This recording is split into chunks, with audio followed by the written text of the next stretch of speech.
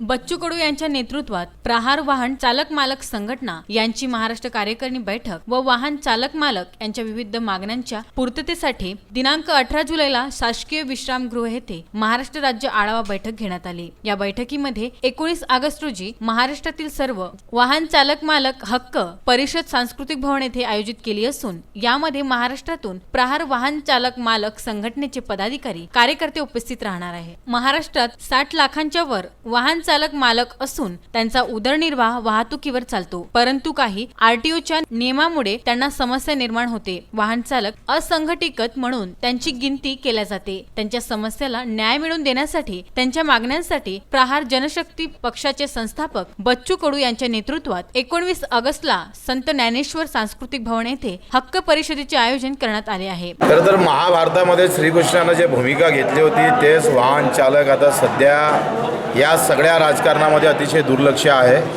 आमदारापासून तर अधिकाऱ्यापर्यंत सगळ्या लोकांना अतिशय तातडीची सेवा देण्याचं काम जे आमचे वाहन चालक लोक करतात त्याच्यावर कुठलाही महामंडळ नाही, त्याच्या संदर्भात सरकारचा कुठलाही शासन निर्णय नाही।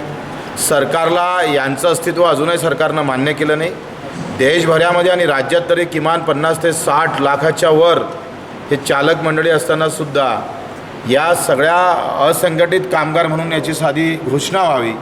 ते कामगार आहे का चालक आहे का काय आहे याच्याबद्दलचं कुठलंही आधीपर्यंत सरकारनं मत व्यक्त केलं नाही।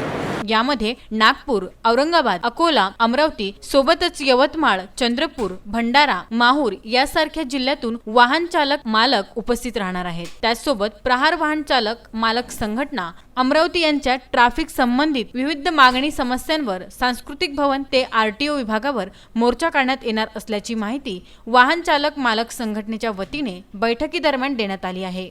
एखाद्या पोलिसांचा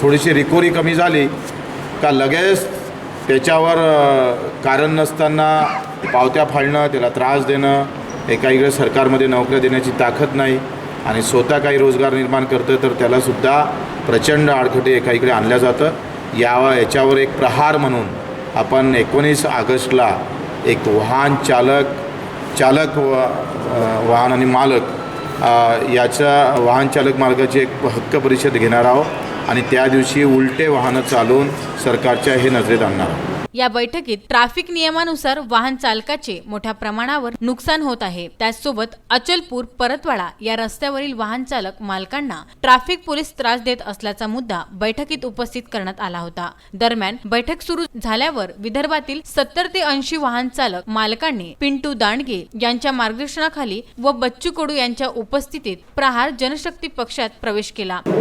चालकांच्या समस्या घेऊन आम्ही पूर्ण महाराष्ट्रातून जिल्ह्यावरून आलेलो आहे। भाऊंना आम्ही सगळ्या व्यथा मांडलेल्या आहे। चालकांना काय त्रास होत आहे, कोणत्या जिल्ह्यावर पोलीसवाले किती त्रास देत आहे, नागपूरला किती त्रास आहे। कामगारमध्ये आम्हाला घेतलेलं नाही। कामगार असेल आम्ही 24 घंटे काम करूनसुद्धा कामगारमध्ये आम्हाला समाविष्ट करत नाही। मग आम्ही कामगार नाही का?